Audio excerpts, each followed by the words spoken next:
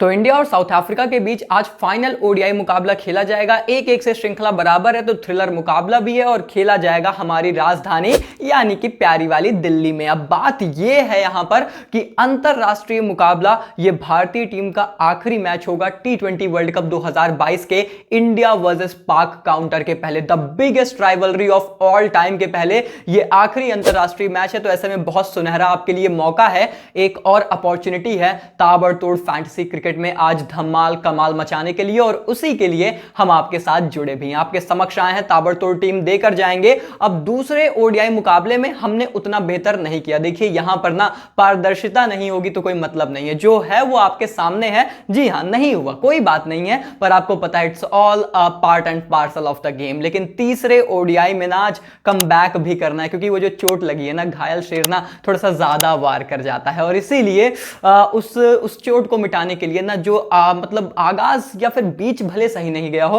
पर अंजाम ताबड़तोड़ पहुंचाना है। वैसे आगाज तो हमारा अच्छा काफी गया था। खैर, बात करते हैं तीसरे ओडीआई के मुकाबले के बारे में, और बात कर लेते हैं यहां पर क्विक स्टैट्स की। आखिर पहले एक आंकड़ा ऐसा समझ लीजिए ना कि इस मुकाबले में कहां हम घूम रहे हैं, किसके इर्द गिर्द हैं। तो भैया समझने का यह प्रयास करिए कि 300 का स्कोर 26 ओडीआई मुकाबलों में जो कि खेला गया है भैया दिल्ली के मैदान पर, सिर्फ 2 बार ब्रीच किया गया है। सिर्फ 2 बार टीमों ने 300 के पार स्कोर बनाया है, जिसका मतलब यह है कि इन हाईली लाइक्लीहुड चांसेस यही हैं कि कहीं ना कहीं कम स्कोर आपको देखने को मिलेगा, 260 270 के आसपास स्कोर देखने को मिलेगा, विच एक्चुअली मींस कि थोड़ा सा यहां पर गेंदबाजों का बोलबाला रहता है, थोड़ा सा गेंदबाजों को मदद मिलती है। बट स्टिल मैं कहूंगा कि बल्लेबाज भी यहां पर रन बनाते हैं। ऐसा बिल्कुल नहीं है कि बल्लेबाजों के लिए कठिन पिच है, लेकिन गेंदबाज थोड़ा सा यहां पर हेल्प जनरेट कर सकते हैं, ऐसा प्रतीत हो रहा है। क्यों आज प्रतीत हो रहा है उसका कारण इस वीडियो में बताऊंगा, क्यों आज गेंदबाजों को मदद मिल सकती है स्पेसिफिकली। खैर, उसके लिए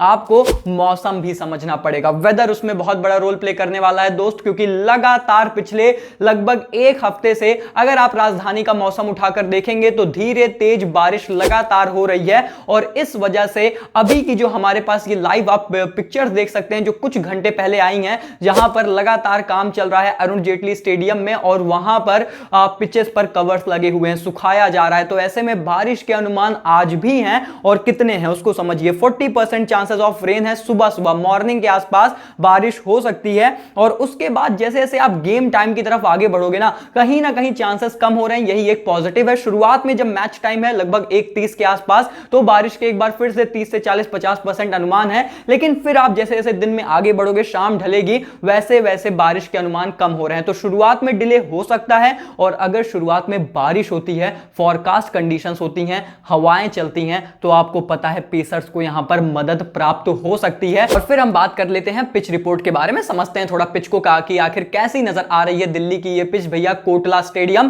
तो बड़ा इंपॉर्टेंट दोस्तों यहां पर होने वाला है कि ये अच्छी पिच है बल्लेबाजी के लिए, मैंने पहले बताया, लेकिन पेसर्स को शुरुआत में मदद मिल सकती है कंडीशंस को ध्यान में रख के। ये मैं बार बार कह रहा हूं, कंडीशंस को हम ध्यान में जरूर रखेंगे। और उसके बाद फॉरकास्ट कंडीशन है तो शायद शबनम का उतना बड़ा रोल ना रहे, लेकिन फिर से इट्स ऑल अबाउट कंडीशंस की आखिर कैसे आज दिन भर लेखा जोखा चलेगा, जिस पर हम अपनी पैनी नजर बनाए रखेंगे कि आखिर आज दिन का मौसम कैसा है दिल्ली का। और उसके बाद दोस्तों अगर आप देख रहे हैं यहां पर आंकड़े, तो देखिए 26 मुकाबले 12 जीता उस टीम ने जिसने पहले बल्लेबाजी की, फिर 13 जीता उन्होंने जिन्होंने बाद में बल्लेबाजी की। तो बहुत ज्यादा सिग्निफिकेंट डिफरेंस है नहीं, लेकिन एवरेज फर्स्ट इनिंग टोटल 230 रहता है, जो कि घटकर 208 हो जाता है सेकंड इनिंग्स में। तो कहीं ना कहीं ये सजेस्ट करता है कि आमतौर पर यहां पर पहली पारी में थोड़े से ज्यादा रन बनते हैं, बट आई वुड नॉट से कि वो उतना बड़ा फैक्टर है। टीम अगर टॉस जीतती है तो शायद चेस करना ही पसंद करे, स्पेशली भारतीय टीम। लेकिन इंपॉर्टेंट यह है कि शुरुआत में यहां पर पेसर्स को मदद मिल सकती है, उस चीज का कहीं ना कहीं नमूना एक देखने को मिल रहा है। और उसके बाद हम बात करें यहां पर प्रेडिक्टेड 11 के बारे में, दोनों टीमों की 11 समझने का प्रयास करते हैं। सबसे पहले भारतीय टीम, अब देखिए जीत करा रहे हैं तो जीत के सूत्र को क्यों ही यहां पर तोड़ना है। मेरे ख्याल से तो अनचेंज्ड जाना चाहिए इस टीम को, और मुझे लगता भी नहीं है कि कोई खास ज्यादा बदलाव होगा। अगर ये मुकेश कुमार को डेब्यू कराना चाहते हैं तो फिर शहबाज अहमद की जगह करा सकते हैं, नहीं तो अनचेंज्ड ही ये टीम रहेगी। तो वो इंपॉर्टेंट नहीं है, इंपॉर्टेंट है यहां पर आंकड़े जो हमें चाहिए टीम क्रिएट करने के लिए। लास्ट 5 मैचेस उठाकर देखते हैं शिखर धवन की। अब देखिए पिछली लगभग 3 इनिंग्स में शिखर धवन के रन नहीं आए हैं, याद रखिएगा। लेकिन ये याद रखिएगा कि ये गब्बर का मैदान है, ये दिल्ली है, ये उनका होम ग्राउंड है, ये उनका घर परिवार है, बहुत लंबे समय तक यहां पर क्रिकेट खेली है। क्या यहां पर वो रन बना सकते हैं? अब चलिए उसका भी आंकड़ा बता देता हूं कि भैया 2 पारियां यहां पर ओडीआईज में उन्होंने खेली हैं और मेरे ख्याल से मात्र 12 या 13 रन आई गेस बनाए हैं। एक मैच में 12 रन, एक मैच में 1 रन। तो भैया दिल्ली में भी ओडीआईज में अंतरराष्ट्रीय स्तर पर उनके आंकड़े अच्छे नहीं है, लेकिन अब आप देख लो भैया हाल फिलहाल की फॉर्म भी नहीं है, लेकिन क्या आप उन पर भरोसा जताओगे? क्योंकि देखो गब्बर तो गब्बर है, किसी भी दिन चल सकते हैं और किसी भी दिन आंकड़ों को बदल सकते हैं। तो हम बात करेंगे, देखेंगे, टीम बनाएंगे, लेकिन उसके बाद शुभमन गिल। अब लास्ट 2 पारियां तो इनकी भी बहुत बेहतर नहीं रही है, लेकिन शुभमन गिल पर आप थोड़ा सा ज्यादा भरोसा जता सकते हो, क्योंकि मुझे लगता है कि चलेंगे यार, ओपनर्स में से कोई ना कोई तो चलेगा ही। 2 नहीं, 2 आज हम नहीं रखेंगे, इतना रिस्क अब नहीं अफोर्ड कर सकते। पिछले मैच से थोड़ी सी सीख मिली है, पर फिर भी कहीं ना कहीं देखते हैं कि किसको कहां फिट करना है। एनीवे यहां पर शुभमन गिल की आप पारियां उठाकर देख सकते हो, 28-3, 130, 32-82। तो हाल फिलहाल में थोड़ा सा डामाडोल मामला रहा है। और उसके बाद ईशान शानदार किशन। अब पिछली पारी 93 रन की ताबड़तोड़ पारी, लेकिन फिर भी मैं कहूंगा मैं ईशान किशन को अपनी टीम में आज के लिए नहीं रख रहा हूं। मैं अभी तो नहीं रख रहा हूं, बाद में मुझे नहीं पता, टॉस कंडीशंस को देखकर शायद मैं अपना बदलाव मतलब चुनाव का बदलाव करूं, पर अभी के लिए मैं नहीं रख रहा हूं। क्योंकि उसका बहुत बड़ा रीजन ये होता है ना कि ईशान किशन थोड़े से डिस्ट्रक्टिव अंदाज के खिलाड़ी हैं, तो वो बहुत रिस्क इन्वॉल्व रहता है उन चीजों में, एंड मैं उसे अवॉइड करता हूं। क्योंकि एक पारी आ गई, पर आप नहीं गारंटी ले सकते कि कंसिस्टेंटली ऐसी इनिंग्स आपको देखने को मिलेगी। और उसके बाद हम बात करें यहां पर श्रेयस अय्यर के बारे में, तो अब श्रेयस अय्यर एक कंसिस्टेंट बल्लेबाज हैं, संभल कर खेलते हैं, आराम से खेलते हैं। आप बहुत ही अनलकी रहे तभी वो रन नहीं बनाएंगे, नहीं तो बड़े चांसेस हैं कि उनके रन आने वाले हैं। तो आप लास्ट 5 पारियां भी उठाकर देखोगे तो कंसिस्टेंटली उन्होंने स्कोर कर रखा है। तो श्रेयस अय्यर डेफिनेटली बहुत इंपॉर्टेंट पिक होने वाले हैं। और ऐसे में चलिए टॉप पिक्स की बात ही कर लेते हैं, सारा रायता ही खत्म कर देते हैं। माई टॉप पिक्स क्या है भारतीय टीम के लिए, हमारी पिक्स चलिए आपके सामने रखते हैं। सबसे पहले आएंगे श्रेयस अय्यर। जी हां, सबसे पहले हमारे वाइस कप्तान ही आएंगे। 2022 में ड्रीम फॉर्म में चल रहे हैं भैया, लगातार रन बना रहे हैं, 9 पारियां, 458 रन, 57 की औसत, 57 की एवरेज है जनाब। तो मतलब रनों का पिटारा खोल के रखे हुए हैं। तो इनकी तरफ जाइए, इनकी तरफ डेफिनेटली जाइए। श्रेयस अय्यर कंसिस्टेंटली बना रहे हैं। और दिल्ली तो फिर उनकी भी बहुत बहुत पास है, दिल्ली दूर नहीं है उनसे, उनके लिए बहुत पास है, क्योंकि काफी लंबे समय तक दिल्ली टीम के लिए खेला है, इस ग्राउंड को समझते हैं, इस पिचेस को समझते हैं। मुझे लगता है आप डेफिनेटली जा सकते हैं श्रेयस अय्यर के साथ, बहुत वैल्यूएबल पिक होने वाले हैं। कप्तान वाइस कप्तान का चॉइस भी हो सकते हैं। और उसके बाद बात करूं यहां पर दूसरे खिलाड़ी के बारे में, दूसरी मेरी टॉप पिक होंगे मोहम्मद सिराज। जी हां दोस्तों, मोहम्मद सिराज ने लास्ट मुकाबले में अच्छा किया, इसके पहले भी उन्होंने गेंदबाजी बहुत अच्छी की थी, शायद विकेटें उतनी नहीं चटकाई थी। तो लगातार 2 मुकाबलों में अच्छा करके आ रहे हैं, एंड जिस तरीके की फॉर्म है मुझे लगता है उसे कैरी फॉरवर्ड कर सकते हैं। और स्पेशली फिर से कहूंगा, अगर यहां पर पहली पारी में कौन गेंदबाजी कर रहा है उसको जरूर ध्यान में रखना, उस खिलाड़ी, उस टीम के पेसर्स को जरूर पिक करना, बार बार आपसे कह रहा हूं, क्योंकि अगर ओवरकास्ट कंडीशंस होती हैं तो फिर उन्हें मदद मिल सकती है। और यहां पर पेसर्स को शुरुआत में थोड़ी सी हेल्प मिलेगी दोस्त, इस बात को ध्यान में रखिए। और उसके बाद मेरी तीसरी valuable pick Shardul Lord Thakur होंगे। जी हां, पिछला मुकाबला शायद उतना बेहतर नहीं गया, लेकिन फिर भी एक मुकाबले से, जब भी आप फैंटेसी क्रिकेट खेले ना, ये तो आपका जीवन का सूत्र बता रहा हूं फैंटेसी क्रिकेट के, कि एक मुकाबले से किसी की परफॉर्मेंस जज ही मत किया करिए, कभी मत करिएगा, नहीं तो फिर आप नहीं जीत पाओगे। अगर आप ये देखोगे कि पिछला मुकाबले में उसने शतक मारा, चलो उसको पिक कर लो, और फिर आप उस प्लेयर को ड्रॉप कर दोगे जिसने पिछले में नहीं परफॉर्म किया। नहीं, ऐसे नहीं होता। कंसिस्टेंसी कोई चीज होती है, रिस्क हमेशा इन्वॉल्व होता है, कोई किसी भी दिन चल सकता है, पर यह बात ध्यान में रखिए कि शार्दुल ठाकुर ने कंसिस्टेंटली परफॉर्म किया है, तो इनकी तरफ आप जा सकते हो। और मैं डेफिनेटली इनको अभी भी वैल्यूएबल पिक में ही सजेस्ट करूंगा। और उसके बाद हम बात करें यहां पर साउथ अफ्रीकन टीम के प्लेइंग 11 के बारे में, तो यार देखो, प्लेइंग 11 में शायद ये कोई खास ज्यादा बदलाव ना करें। टेम्बा बवुम्बा अगर फिट है तो आएंगे, लेकिन भैया क्यों आएंगे, मैं तो यही कह रहा हूं, क्योंकि टीम को कमजोर ही फिलहाल बनाने वाले हैं। लेकिन उसके बाद मार्को यानसन या फिर एनरिक नोकिया को ये टीम खिला सकती है तबरेज शामसी की जगह, अभी भी मुझे लगता है, क्योंकि उसका कारण यह है कि तबरेज शामसी की शायद उतनी जरूरत नहीं है। क्योंकि यहां पर आप थोड़ा सा देखोगे कि कंडीशंस वाइज भी अगर यहां पर बादल रहते हैं तो फिर पेसर्स ज्यादा डोमिनेट करेंगे, और वैसे भी आपके स्पिनर्स कुछ खास ज्यादा इफेक्टिव रहे ही नहीं है। तो इट्स वेरी इंपॉर्टेंट कि फिर आप अपने पेस अटैक के साथ ही अटैक करो। खैर, यहां पर मेरी टॉप पिक्स कौन होंगे वो बहुत वैल्यूएबल होने वाला है। तो मेरी टॉप पिक्स दोस्तों, नंबर 1 यहां पर होने वाले हैं क्विंटन डी कॉक। अब क्विंटन डी कॉक पिछले मैच में नहीं चले, मैंने आपसे पहले ही बोला था कि नहीं चलेंगे, जाके वीडियो देख लो, क्लियरली बोला था कि क्विंटन डी कॉक को तो आज टीम में भी मत रखना, अगर कोशिश करना, नहीं तो कैप्टन वाइस कैप्टन तो गलती से भी मत बनाना। अब आज कह रहा हूं कि चल सकते हैं, बहुत बड़ी पारी की उम्मीद शायद नहीं कर रहा हूं, पर आज वो आपको टीम में रखने लायक है। इतना जरूर कहूंगा कि अगर आप चाहें तो आज आप उनको टीम में रख सकते हैं, क्विंटन डी कॉक को, क्योंकि आंकड़े तो भैया उनके लाजवाब हैं ही भारत के खिलाफ। वो आप जानते हैं 62 की एवरेज रखते हैं। पर बात वही है कि हाल फिलहाल में भले नहीं चले, पर मुझे लगता है पिछले मुकाबले को अगर आप हटा दीजिए, क्योंकि ये खिलाड़ी ना ऐसा है, और स्पेशली आज जब डू और डाई है,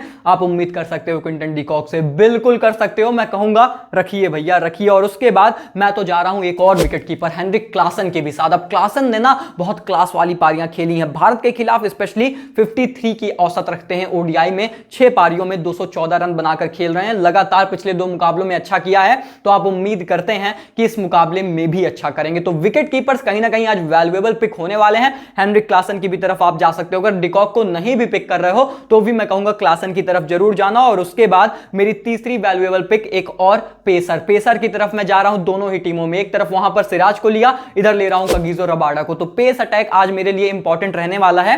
कगिसो रबाडा, अब आपको पता है भारत के खिलाफ आंकड़े बहुत अच्छे हैं। अगर इन्होंने पहले गेंदबाजी कर दी और फॉरकास्ट कंडीशंस रही, ओवरकास्ट कंडीशंस रही, तो मैं तो डेफिनेटली इनको कैप्टन या फिर वाइस कैप्टन के भी चुनाव में देखने वाला हूं। ये आपको यहीं से बता दे रहा हूं। तो ये चीजें बहुत इंपॉर्टेंट होंगी। टॉस के बाद टेलीग्राम पर टीम अपडेट हो जाएगी, जिसका लिंक आपको कमेंट बॉक्स में पिन मिल जाएगा। और उसके बाद दोस्तों इन सभी पहलुओं को ध्यान में रख के अब अगर हम अपनी फाइनल टीम यहां पर तैयार करना स्टार्ट करें तो आज की क्या होने वाली है मेरी टीम। दोस्त सबसे पहले मैं यहां पर विकेट कीपिंग स्लॉट में रखने वाला हूं 3 विकेट कीपर। जी हां, आज मैं बिल्कुल अलग स्ट्रैटेजी के साथ जा रहा हूं। हर दिन हम एक स्ट्रैटेजी निकालते हैं, उसे लगाते हैं, किसी दिन अच्छा होता है, किसी दिन नहीं होता है। आज की स्ट्रैटेजी पर भैया बात कर लेते हैं। मेरी स्ट्रैटेजी होने वाली है, मैं 3 विकेट कीपर्स पिक करूंगा। नंबर 1 यहां पर होंगे क्विंटन डी कॉक, जिनकी फॉर्म लाजवाब है। पिछला मैच हटा दो तो उसके पहले भी बेहतर किया है। आज थ्रिलर मैच है और थ्रिलर मैच में वो अच्छा करने के लिए जाने जाते हैं। तो Quinton de Kock for sure होंगे, हेनरिच क्लासन भी होंगे। क्लासन की क्लासिकल पारीज देखने को मिल रही हैं। मैं तो कहता हूं 2 में से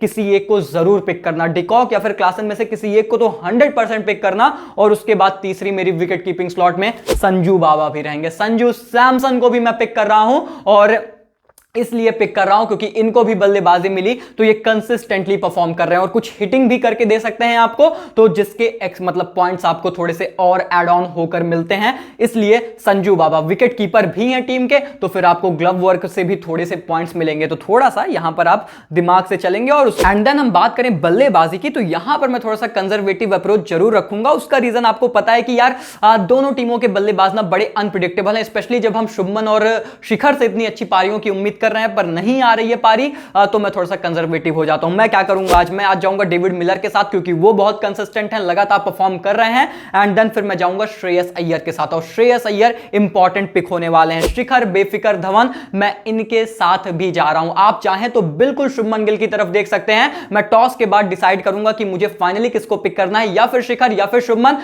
वैसे तो कोई एक ही पिक करना मैं सजेस्ट करूंगा, क्योंकि नहीं आ रही परफॉर्मेंस तो फिर तो थोड़ा सा मतलब समझना पड़ेगा ना उस हिसाब से। और उसके बाद ऑलराउंडर्स में सरप्राइज मैं सिर्फ एक ऑलराउंडर पिक कर रहा हूं, और वो है लॉर्ड शार्दुल ठाकुर। जी हां, मैं नहीं गया हूं एडन मार्करम के साथ, मैं नहीं जा रहा हूं वैन पार्नेल के साथ, ना ही मैंने सुंदर और शहबाज को पिक किया है। तो सिर्फ एक allrounder, and that is going to be Shardul Thakur. अभी मेरी टीम में हो सकता है मैं बदलाव करूं कंडीशंस को और ज्यादा बेहतर समझकर। और उसके बाद अगर बातचीत रही गेंदबाजी की, तो मैं पेस अटैक को प्रिफर करूंगा। 4 यहां पर बोलर्स पिक कर रहा हूं, जिसमें से 3 पेसर्स होने वाले हैं। लुंगी एनगीडी भी रहेंगे, कगिसो रबाडा भी रहेंगे, कुलदीप यादव भी रहेंगे, और रहेंगे मोहम्मद सिराज। अब लुंगी एनगीडी की जगह मैं एक ऑलराउंडर जरूर टीम में डाल सकता हूं, किसी भी की भी तौर पर। हो सकता है वो एडन मार्करम हो, या हो सकता है वो शहबाज अहमद हो, वो कोई भी हो सकता है। ये मैं टॉस के बाद ही आपको कंफर्म कर पाऊंगा। लेकिन मेरी कैप्टन चॉइस अभी के लिए श्रेयस अय्यर है, vice captain choice Lord Thakur ही है। हालांकि फिर से कहूंगा,